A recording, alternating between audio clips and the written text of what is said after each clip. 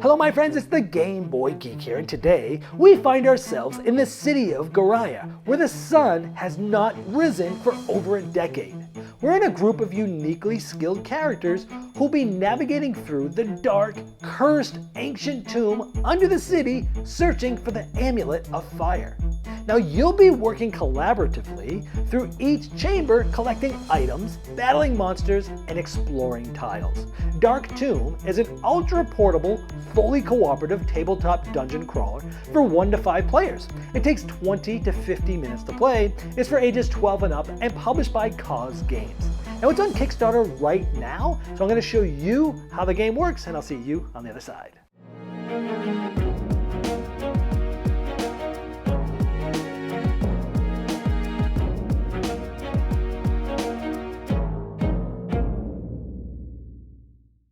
This is a Kickstarter preview, so all the art and components you see here, they're not final. To see all the most up-to-date art and components, check the link in the description of this video.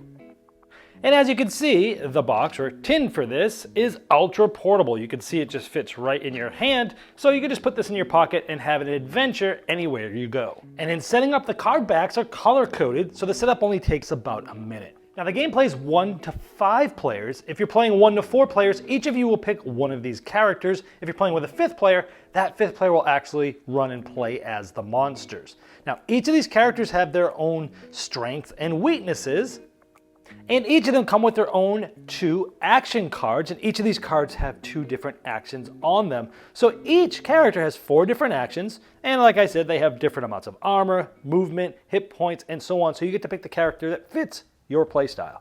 And once you've selected your character, you'll be using cubes of their color to track the hit points and to track your actions. Now this is a fully cooperative game, and you're essentially trying to complete each of the 3 chambers by killing all the monsters and exploring all the tiles.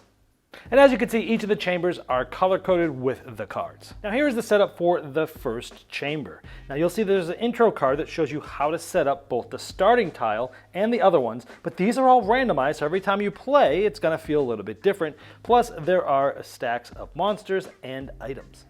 Now when you flip over the starting tile, you'll see little colors, and this is where you'll put those specific characters. And so it might look something like this. Now you'll roll to see which character will go first, and then you go clockwise. Now on your turn, the first thing you'll do is movement, and you can move up to your movement amount. So we see that there's another tile here, so we might want to go explore this. So I'm going to move 1 here. You can only move, sort of cardinal directions. You cannot move diagonal. You can move through other characters, but you can't end your movement on them. Now, some free actions that you can do, usually these are done as you're moving. For example, we are up against the edge here, and it's touching this. For a free action, we can explore and flip this card. Now when we flip this, notice that as we flip it, we don't get to decide which orientation it is, we just flip it. And when we do, depending on how this card was oriented, even if this card was in the same spot next game, if it was orientedly different, then things would be different. For example, right now, I have sort of access to run around and get to this monster, but if when I flipped it, it happened to have been something like this, again, you don't get to choose that, I would not necessarily have access directly, but this character would. So again, depending on how this card was rotated when shuffled, your decisions will change game to game. Now you'll notice that is for a monster and that is for an item. So we'll place a black cube there for the monster and the white cube for the item. So we'll flip over the top monster from the monster deck for this chamber, and we'll place it close to this card, and depending on the amount of players, 1, 2, 3, or 4, you'll see those little dots. We're playing 4 players, so it shows you how many hit points that rat swarm starts with. So now remember, we just moved 1, so we actually have 4 movement, or up to 4 movement left. Now we could try to get around here, but we can't really get all the way around and really attack this monster this turn. And once all the characters have done their move, the monster's going to be able to do their move and attack us. So we probably don't want to just go sit over here and sit there, because we'll probably get hit by them. So maybe we'll run down for this item. Now, there are some attacks that will allow you to sort of go around walls, or go through walls. But this character, if we look at some of their actions, like a quarterstaff, for example, it's going to be 1 range, but it needs a straight line of sight. Where the gust of fire, it's a range of 3 or 4, and it can actually hit multiple defenders, but it also still has to have line of sight. So that's not really good for me to sneak around the corner with this character. However, if we look at this character, he is a dagger sling. This allows him to attack from a range of 3 to 5, and it can turn corners. So we'll show you what that might look like if he tries to attack that monster a little later. So back to us here, we still have 4 movements left, so we'll go 1, 2, 3, 4. We'll go down here. Now, we would select one of these 4 actions from the 2 action cards, and these 3, or these 2, for example, are attacking. This one is attacking and defending. This one is just allowing us to move 3 extra spaces. So for now, let's just do this. Now, you put this cube here. Next round, when it's our turn here, we have to move this to one of the other 3. We can't select the same action twice. So we would move 3 additional, and then it would be the next character's turn clockwise. However, let's just assume that we were close enough that we were able to move onto this item. If so, you would go there, you would take this white cube off, and you'd take an item from the item deck. Now, gaining an item doesn't cost an action. It's one of those free actions. So if you're moving and you move through an item spot, you can continue to move and pick up that item. It doesn't really cost you anything. It's one of those free movements. This is cool. This is a transport. You'd use that to transport to any space on a visible tile, and you use this in place of your movement on any turn, and then you discard it. Now let's talk about one of the last free movements. I have just moved that character back over here just to show you an example. Let's just assume this is the way the board looked right now. It probably wouldn't really happen in a real game, but let's say it was our turn to move. And we wanted to move through this character, and we had moved up to 5, so we could say 1, 2, 3, 4, 5. Now, as we move through a character, we can give or receive any amount of items to and from these characters. Now again, this is purely cooperative, so you're talking about this with everybody else, and we all decide that's the best thing. So let's say I had passed them this. So let's say that Draven finished their turn, and let's say it was this character's turn, and now they have this transport. And instead of moving, let's say they discarded this, and let's say that they transported from here to here. Now, why would they do that? Well, let's look. They are 1, 2, 3, 4, 5 spots away from that monster, and they have this dagger sling. So they are going to do this because this has a range of 3 to 5, and it can turn corners. Then what you'll do is you'll roll this D20 and you'll add this modifier to it. So now we are at a 14. And that 14 is equal to or greater than the rat swarm's armor. And then we'll do damage equal to what's here in this drop here. So 1. So this rat swarm is taking 1 damage. Now also keep in mind, if you roll a natural 20, you always get +1 damage done to them. And if you roll a 1, you take a damage. And if you ever get their hit points from 1 to 0, you have killed the rat swarm.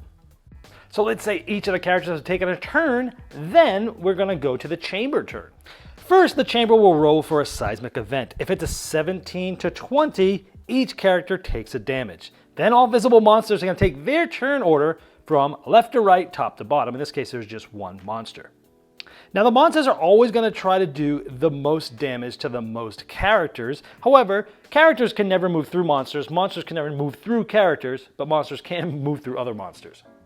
So for now, this one is going to be able to move up to 7, but it needs a range of 1 in order to hit. So this monster would simply move here because it's less than 7, would move right next to it, and it would attack this character. And so here you'd roll for the monsters. Now keep in mind, if you're playing the 5-player game, the player using the monsters or controlling them will control where they move. They don't have to follow any rules, they just do what they want. So let's say they roll this. They got a 6, it'd be 6 plus 3, that's a 9. And in this case, it's not quite enough to get through the armor of 13. But if it had been, then it would have done 1 damage. So they attack pretty much the same way that the characters do. Now let's say instead it looked like this, and this was a henchman. This one can hit multiple characters with a range of 2 to 4, but it still needs to be able to see them because they still need line of sight. Now here, right now, it would be able to reach this one. It would not be able to reach this one. Now it has line of sight. You draw like a straight line from the center of this to the center of this, but you still have to count the range, which is 2 to 4. 1, 2, 3, 4. You never count diagonal. It's like 5 to at least this one. So it wouldn't even be able to hit that one. But if the monster moved here, it can now hit, try to attempt to hit this one because it's within 4 and it has line of sight. It could do this one because it's 1, 2, 3, 4 away and it has line of sight. It could not try to hit this one because it's 5 away, 1, 2, 3, 4, 5, even though it has line of sight. This one, it's actually close enough, 1, 2, 3, 4, but the center of this can't quite draw an imaginary line to the center of this. It kind of hits that wall there, so they would not be able to hit. But it would be able to try to hit both of these and it would roll sort of as normal and follow the normal attacking, but it might be able to hit those 2.